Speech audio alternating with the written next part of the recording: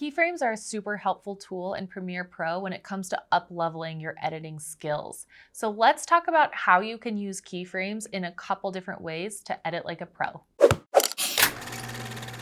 There are a ton of different ways that you can use keyframes when it comes to editing, and I'm just going to show you a couple. One thing that I want you to keep in mind is that there are a ton of different ways to do everything in Premiere.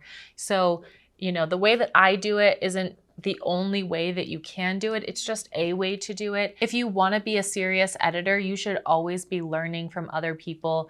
Even if you're like, I'm so good at this, I've been doing it for a really long time, there's always new tips and tricks and things that you can learn. So you should always be trying to get more education. The other day I was editing with Sebastian and he taught me something new that I had never done, and it's like trimmed the amount of time that it takes me to edit immensely. So even though I've been editing since I was 14 years old, there's always more that you can learn. To access your keyframes, you're going to go up in the top left corner and you can click on this little button here. As you see, it makes like a little diamond. That's a keyframe. Keyframing basically allows you to do something to your video on a specific part of the video and then change where it happens later in the video. That might not make sense just yet, but let me get there.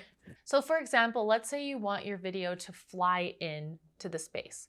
You start it off screen, so you're gonna move it all the way over off screen. You're gonna click and you're gonna create a keyframe. So that's where you want it to start at the beginning of the video. Then you're going to move your cursor to where you want the video to be on screen completely.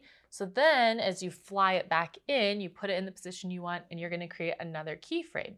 Now watch as I scrub through that video, you can see how it flies in. So it's just a really good way to create some movement. You could do that with anything. You could have the video get bigger. You could have it start really small. You could have it grow. If you wanna do like a nice push in, that's a good way to do it. You start where you want the video to be, scrub forward to where you want it to stop, and then you can do a nice slow push in to the video. That's a nice little trick that helps just create a little bit of movement in your video, in your edit. So if you have a lot of stagnant still shots, this can just make it a little bit more pleasing. You can also use keyframes with effects. So for example, I often like to use the levels effect to create a nice little black background behind text. It's like a really subtle way of helping the text pop. But a lot of times my text will be animated or it'll fly in. So I don't want that black box to be there throughout the entire section of the video, because when the text isn't there, it's a lot more obvious that there's kind of a weird black blur behind it. So what I would do is as the text starts to fly in, I would gradually bring in that little black box.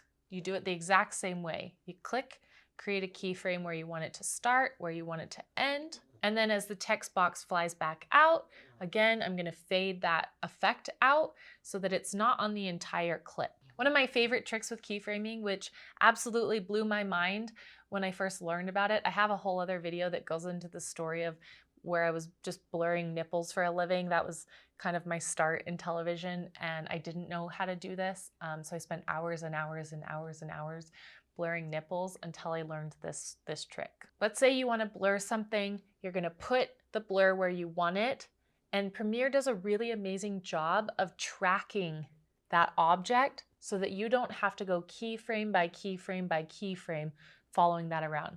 Let's say I want to blur out my phone and I'm kind of moving around like this. I don't want to have to track it as I'm moving. If I just blur this section and then I'm going to come over and I'm going to press play, and it's automatically going to track my movements, track the phone, so that I don't have to do it. Otherwise, I would literally have to add in each one of these keyframes. You can see there how many keyframes it created. Now, maybe you wouldn't create that many. You're not gonna go, frame by frame, but you're gonna have to create a lot of them, especially if it's moving a lot.